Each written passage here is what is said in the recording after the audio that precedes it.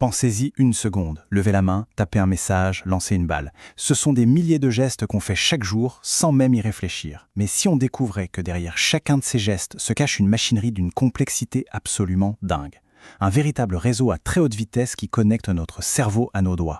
Alors aujourd'hui, on plonge au cœur de ce super câblage, le plexus brachial. Ça a l'air tout bête comme question, non? Mais la réponse, elle, est juste fascinante. Comment est-ce qu'une simple pensée, une intention de bouger, se transforme en une action aussi précise que de tenir un stylo? C'est exactement ce voyage qu'on va faire ensemble. On va suivre le signal électrique depuis la colonne vertébrale jusqu'au bout des doigts.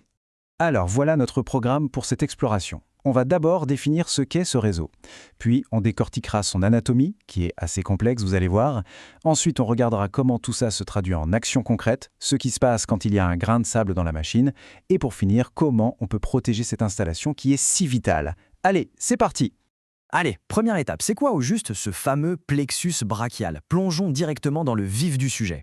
Pour faire simple, imaginez un enchevêtrement de nerfs, un peu comme des câbles qui partent du cou. C'est en quelque sorte le grand tableau électrique de notre bras. C'est de là que partent tous les circuits qui vont à la fois commander les muscles pour le mouvement et transmettre les sensations comme le toucher. Et pour vraiment piger comment ça fonctionne, la meilleure image, c'est celle d'une autoroute. Mais attention, pas une petite départementale, une vraie super autoroute nerveuse avec ses voies d'accès, ses échangeurs et ses multiples sorties. Ce qui est dingue, c'est l'organisation de ce réseau. Tout commence aux racines, qui sortent directement de la moelle épinière au niveau du cou. Elles se rejoignent pour former 3 troncs, nos fameuses autoroutes principales, puis chaque tronc se divise en 2, comme des échangeurs qui vont trier et rediriger le trafic nerveux. Ensuite, ces divisions se réorganisent en faisceaux, des sortes de voies rapides qui ciblent des zones précises du bras. Et tout au bout, on a les branches, les nerfs terminaux qui arrivent à leur destination finale pour commander les muscles. Franchement, c'est un système logistique d'une efficacité redoutable. Ok, maintenant qu'on a la carte de l'autoroute en tête, allons voir ce qui se passe une fois arrivé à destination. Concrètement, à quoi ils servent ces nerfs? Alors voici les 5 grands patrons du bras. D'abord, le nerf axillaire. C'est le chef pour lever l'épaule. Le musculo-cutané, lui, c'est le spécialiste de la flexion du coude, pour ramener la main vers soi. Le nerf radial, c'est son opposé. Il nous permet d'étendre le poignet et les doigts. Le médian, il est essentiel pour plier le poignet et les doigts, donc pour attraper des objets. Et enfin, le nerf ulnaire, c'est le maestro des mouvements fins et précis de la main. 5 nerfs seulement, mais leur coordination parfaite permet des milliers d'actions. C'est une véritable symphonie électrique. Bon, tout ça c'est bien beau, mais qu'est-ce qui se passe quand cette magnifique autoroute nerveuse subit des dégâts? Quand il y a, disons, un accident sur le réseau? Une des blessures les plus connues, elle se passe tout au début du circuit, au niveau des racines. Ça peut arriver lors d'une grosse chute sur l'épaule, ou parfois malheureusement lors d'un accouchement un peu compliqué. Le résultat, c'est une pathologie bien particulière, la paralysie d'Erbs-Duchon. Et là, ce qui est vraiment marquant, c'est que la posture du bras devient très caractéristique. Le bras est comme collé au corps, tourné vers l'intérieur, le coude reste tendu, et l'avant-bras est tourné de telle sorte que la paume de la main regarde vers l'arrière. C'est l'image typique. Ça montre bien comment un seul pépin à la sauce du réseau peut tout paralyser en aval, sans parler de la perte de sensibilité qui va avec. Si on descend plus loin sur notre autoroute, les problèmes sur les nerfs de la main donnent des résultats complètement différents. Par exemple, si le nerf radial est touché, c'est la main tombante. Impossible de relever le poignet, il tombe. Si c'est le nerf ulnaire qui est atteint, la main prend une forme de griffe à cause d'un déséquilibre entre les muscles.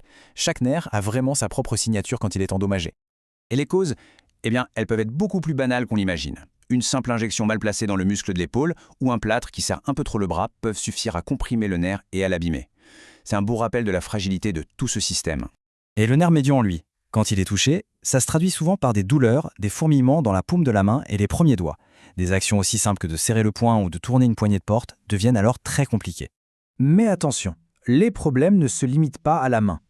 Il y a un autre nerf qui part du plexus, le nerf thoracique long, qui peut causer un symptôme très visuel, vraiment spectaculaire.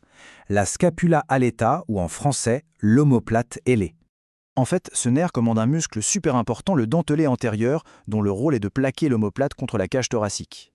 Du coup, s'il ne fonctionne plus, l'omoplate n'est plus maintenue et elle se décolle, elle s'envole en quelque sorte, surtout quand on pousse contre un mur.